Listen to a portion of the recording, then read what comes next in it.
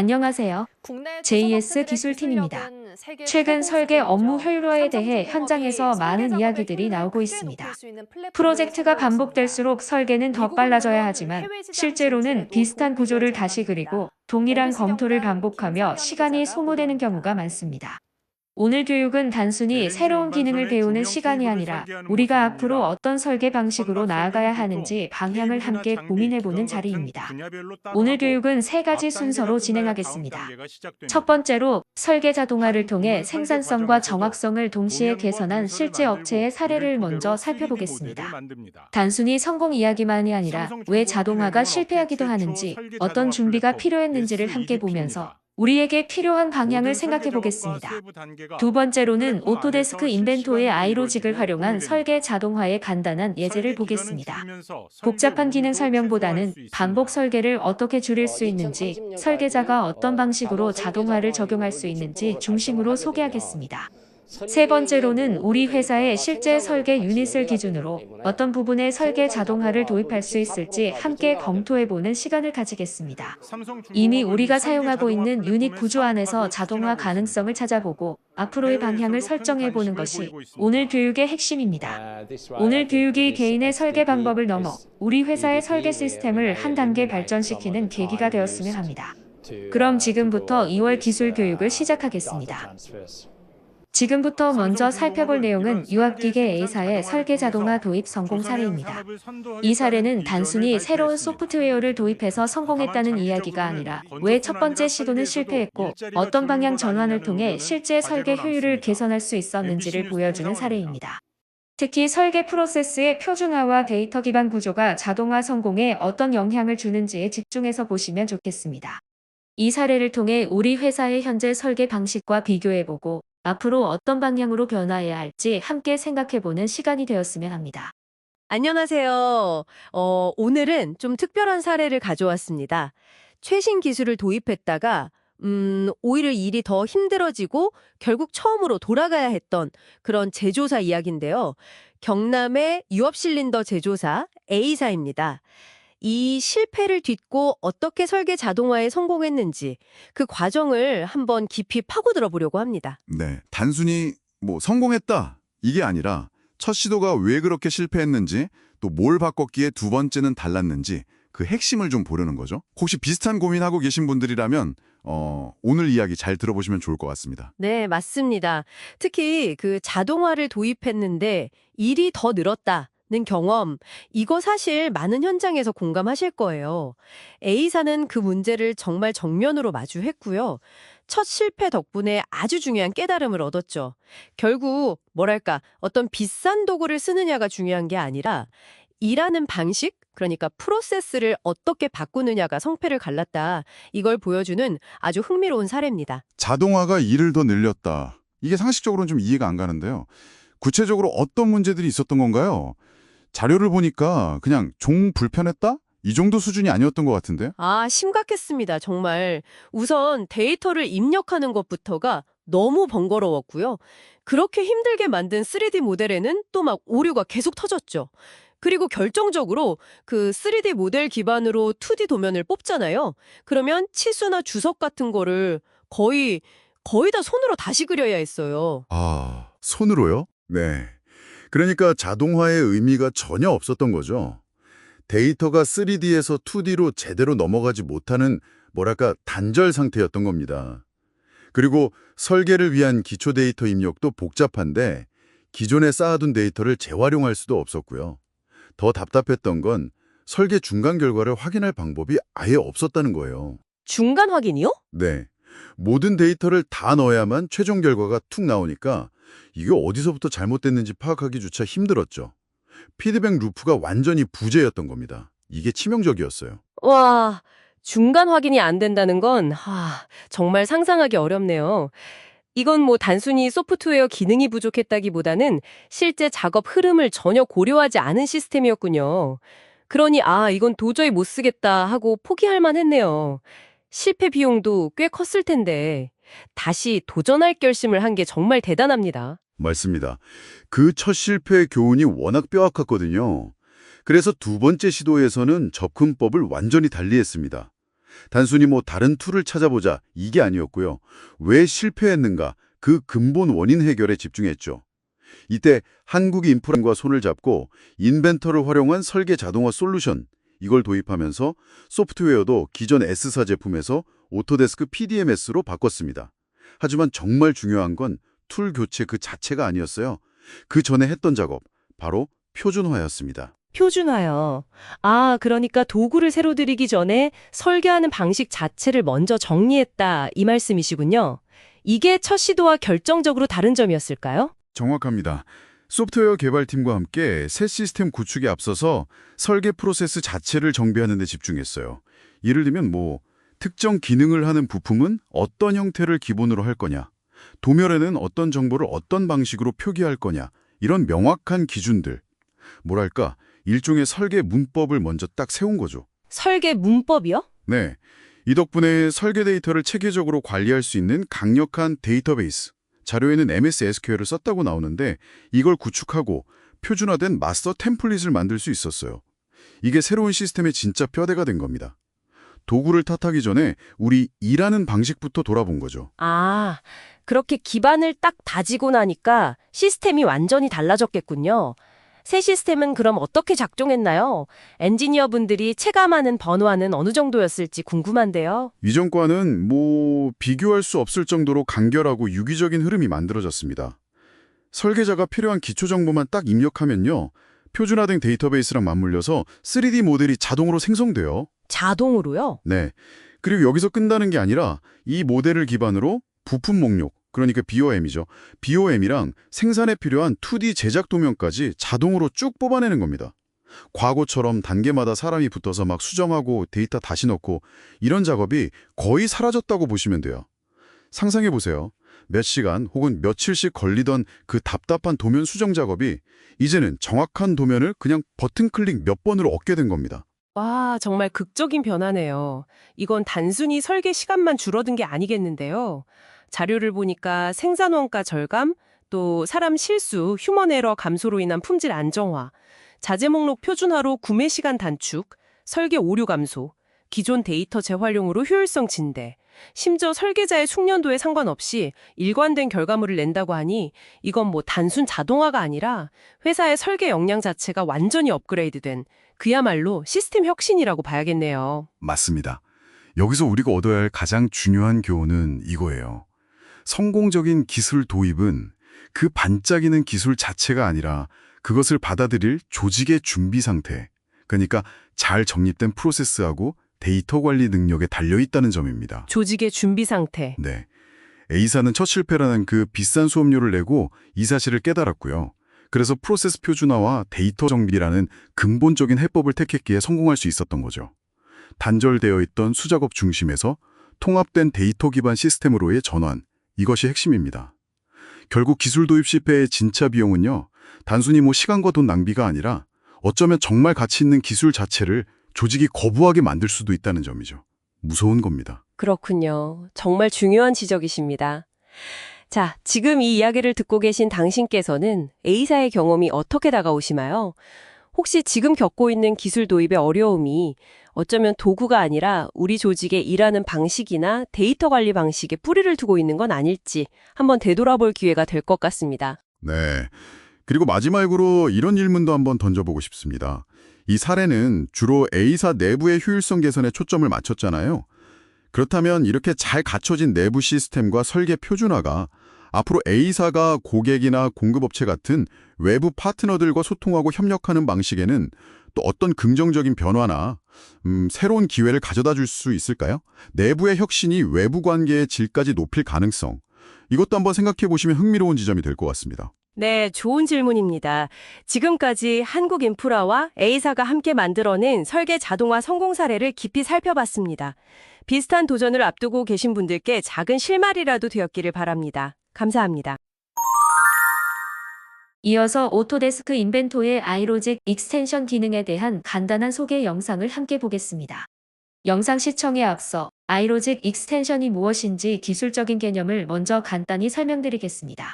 지금부터는 아이로직 익스텐션이 설계자의 업무 시간을 줄여주는 구체적인 부분을 설명하겠습니다. 특히 현장에서 가장 시간이 많이 들고 실수 위험이 큰 세 가지 영역인 도면 수정 작업, BOM 리스트 작성, 그리고 부품 누락 확인에 초점을 맞추겠습니다. 먼저 도면 수정 작업입니다. 기존 방식에서는 모델이 변경되면 도면도 반드시 손을 봐야 합니다. 치수가 바뀌면 치수선이 깨지거나 기준이 바뀌고 부유의 스케일이나 배치가 어긋나기도 합니다. 옵션 부품이 바뀌면 주석과 품번 표기까지 수정해야 합니다. 이 과정은 단순 반복인데도 실수가 매우 쉽게 발생합니다. 특히 변경 사항이 여러 부품에 동시에 발생할 때 도면 수정은 설계자의 시간을 가장 많이 잡아먹는 후처리 업무가 됩니다. 아이로직 익스텐션은 이 부분에서 모델과 도면을 연결된 자동화 흐름으로 다루도록 도와줍니다.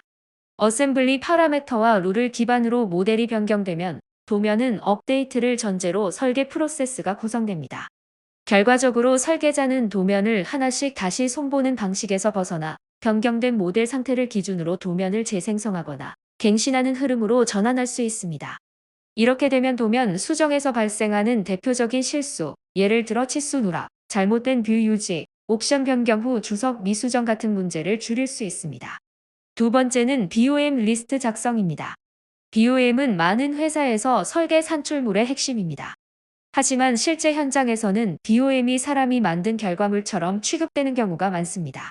설계 변경이 있을 때마다 부품 수량을 다시 세고 옵션에 따라 품목을 추가하거나 제거하고 빠진 항목이 없는지 다시 확인합니다.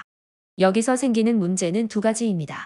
첫째는 시간이 오래 걸린다는 점이고 둘째는 사람이 하면 반드시 누락이나 중복이 발생할 수 있다는 점입니다.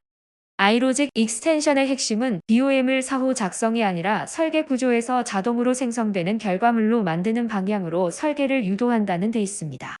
예를 들어 옵션에 따라 특정 부품이 들어가거나 빠지는 구조를 룰로 정의해두면 설계자는 부품을 기억해서 넣는 것이 아니라 선택한 옵션과 조건에 의해 부품이 자동으로 구성됩니다. 즉, BOM은 설계자가 작성하는 문서가 아니라 자동으로 구성된 조립품의 결과로 정리되는 목록이 됩니다. 이렇게 되면 설계자는 BOM을 작성하는 데 시간을 쓰기보다 BOM이 올바르게 나오도록 설계 규칙을 관리하게 됩니다. 현장에서 가장 흔한 실수인 수량 오류, 옵션 부품 누락, 대체품 적용 후 BOM 미반영 같은 이슈가 크게 줄어듭니다. 세 번째는 빠뜨릴 수 있는 부품의 확인 기능입니다. 현장 설계에서 누락은 매우 현실적인 문제입니다. 설계 변경이 들어오면 특정 부품은 수정되는데 그 부품과 연동되는 브라켓이나 볼트, 커버, 가스켓 같은 연관 부품이 같이 수정되지 않는 경우가 많습니다. 또는 옵션 변경 시 필요한 부속품이 함께 따라가야 하는데 사람이 기억으로 처리하다 보면 놓치기 쉽습니다. 아이로직 익스텐션의 자동화 구조는 이런 누락을 줄이는 데 도움이 됩니다. 왜냐하면 부품 구성을 사람이 추가하는 방식이 아니라 조건에 의해 생성되는 방식으로 바꾸기 때문입니다. 예를 들어 길이가 늘어나면 서포트가 자동으로 추가되고 서포트가 추가되면 체결 부품도 함께 구성되는 규칙을 설정해 두면 설계자는 서포트 넣었으니 볼트도 넣어야지라고 기억하지 않아도 됩니다. 시스템이 조립 구조를 조건에 맞춰 구성하기 때문에 누락이 발생할 가능성이 줄어듭니다. 정리하겠습니다. 아이로직 익스텐션이 설계자의 시간을 줄여주는 이유는 단순히 작업을 빠르게 하는 기능이 있어서가 아닙니다. 설계 업무에서 가장 시간이 많이 들고 실수가 발생하기 쉬운 후처리 업무를 파라미터와 규칙 기반의 자동화 흐름으로 바꾸기 때문입니다. 도면 수정은 모델 변경 후 수작업 보정에서 모델과 연결된 자동 갱신으로 바뀌고 BOM 리스트는 사후 작성에서 조립 구조의 자동 산출물로 바뀌며 부품 누락 확인은 기억에 의존하는 방식에서 조건 기반 구성 방식으로 전환됩니다. 이러한 변화는 결과적으로 설계자의 반복 작업 시간을 줄이고 품질 문제와 수정 비용을 함께 낮추는 효과를 가져옵니다. 이제 영상을 보면서 실제로 파라미터 변경과 옵션 선택이 어떻게 모델과 도면, 그리고 부품 구성까지 연결되는지 확인해 보겠습니다. 자, 해당되는 기능에 잠깐 살펴보게 되면 인벤터 리본 메뉴 상단에 폼이라고 하는 10개의 아이콘이 보이실 수가 있고 해당 아이콘을 클릭하시면 지금 어셈블리 팩이라고 하는 이런 폼이 활성이 됩니다. 해당되는 폼은 순서대로 오른쪽에 전용 양식에 들어가 있는 리스트가 차례대로 실행이 되고요. 우측에 보시는 어셈블리나 드로잉, 파트 팩에 대한 부분의 양식이 실행되는 걸 보실 수가 있고 사용자가 필요시 추가된 양식, 네 번째에 대한 양식도 폼 3를 클릭하면서 바로 창을 띄우실 수가 있습니다. 자, 이러한 기능들은 우측에 아이로직에 대한 검색기 창을 띄우지 않고도 상단 리본 메뉴의 메뉴를 클릭해서 폼 자체를 실행하실 수도 있고요. 필요시에는 사용자들이 많이 쓰는 이런 단축키를 설정함으로써 아까 보셨던 창을 원활하게 실행하는 기능으로 이해를 해주시면 될 것 같습니다. 자, 그 다음에 세 번째로 얘기 드리는 부분이 샘플에 대한 코드 부분인데 우측에 보셨던 기본적으로 제공되는 폼에 대한 양식과 규칙 부분이 적용이 됩니다. 해당 프로그램을 설치하고 나면 지금 보시는 다양한 어셈블리 팩이나 드로잉 파트 팩에 대한 여러 가지 폼들이 뜨게 되고요. 또 외부 규칙에 대한 부분으로 지금 나오는 규칙들을 활용 가능하십니다. 아이로직의 좋은 부분은 이런 샘플 코드에 대한 부분을 사용자가 자유롭게 편집하거나 수정이 가능한 부분이고요. 해당되는 기능이 현재 업무에 좀 불필요한 경우에는 추가 내지는 삭제, 변경이 가능한 부분으로 이해를 해주시면 될 것 같습니다. 지금 제가 몇 가지 이제 어셈블리나 드로잉 파트에 대한 샘플 코드를 좀 보여드리긴 할 건데, 어셈블리 팩에서 간단히 클릭해서 양식을 실행하게 되면 방금 보셨듯이 현재 파일이 위치된 탐색기가 자동으로 뜨게 되고요. 3D PDF 내보내기 같은 경우는 인벤터의 기본으로도 있지만 사용자가 원하는 기능을 좀 커스터마이징해서 따로 만들어서 아이콘화 시켜서 실행을 해보실 수도 있습니다.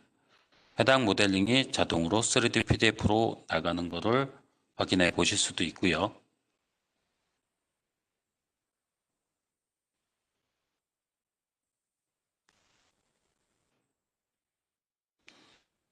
그 네 번째, 세 번째 기능으로 BOM에 대한 항목도 내보내실 수가 있죠. 조립품의 BOM에서 엑셀로 내보내기 부분도 활용이 가능하시지만 아이로직의 이런 코드로 엑셀 내보내기를 만드셔갖고 회사 내 원하시는 폼들을 자유롭게 편집하거나 수정을 해서 항목을 내보내실 수가 있습니다. 자, 그리고 네 번째로 부품 체크 개수에 대한 부분도 화면에서 선택한 부품이 전체 조립품에서 몇 개를 사용했는지 이렇게 확인되는 부분도 체크해 보실 수가 있고요. 기타 하단 부분에 나오는 간섭 체크나 가상 부품 삽입, 링크된 도면 열기 여러 가지의 조립품에서 사용될 수 있는 다양한 기능들을 아이로직 익스텐션에서 보실 수가 있습니다. 지금 보시는 동영상들은 유튜브 내지는 웹상에 많이 지금 오픈이 되어 있고요. 해당되는 기능들을 설치하셔서 자유롭게 유저분들이 사용이 가능하십니다.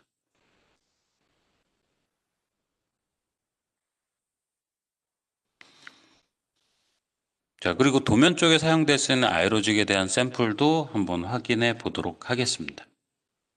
기존에 이제 설치된 드로잉 팩이라고 하는 부분을 클릭하시게 되면 아까 보셨던 어셈블리와 동일하게 각각의 기능들을 쓸 수 있는 폼 양식 창이 활성이 되고요. 해당되는 기능을 클릭하면 도면에서 사용 가능한 기능들을 보실 수가 있고, 그 다음에 현재 보시는 중심선 추가 같은 경우도 기준뷰를 뽑은 이후에 각각의 홀 내지는 측면뷰에 대한 센터 라인을 자유롭게 활성되는 기능을 보실 수도 있습니다.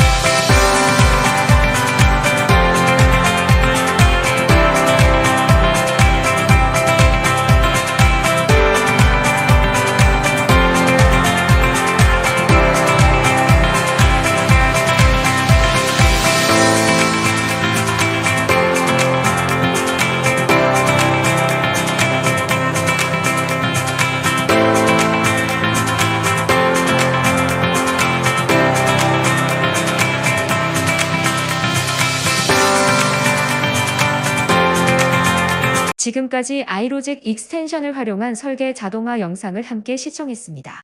자동화 설계의 특성상 우리가 고려해야 할 경우에 수와 파라미터는 매우 많습니다. 그래서 처음에는 막막하게 느껴질 수도 있고 어디서부터 시작해야 할지 고민이 될 수 있습니다. 하지만 그렇다고 해서 설계 자동화에 손을 놓고 있을 수는 없습니다. 이미 여러 기업에서는 이러한 시스템을 도입하여 설계 품질을 높이고 업무 효율을 크게 개선하고 있습니다. 우리가 지금 당장 완벽한 자동화를 구축하지 못하더라도 이번 교육을 통해 분명한 방향성과 가능성을 확인하는 계기가 되었으면 합니다. 설계 자동화는 단기간에 완성되는 프로젝트가 아니라 조금씩 경험을 쌓고 표준을 만들어가며 발전시키는 과정입니다.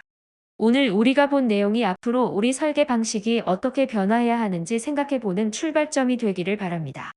앞으로 우리 회사가 어떤 방향으로 나아가야 할지, 어떤 부분부터 적용할 수 있을지에 대해 함께 의견을 나누고 토론해보는 시간을 가져보면 좋겠습니다.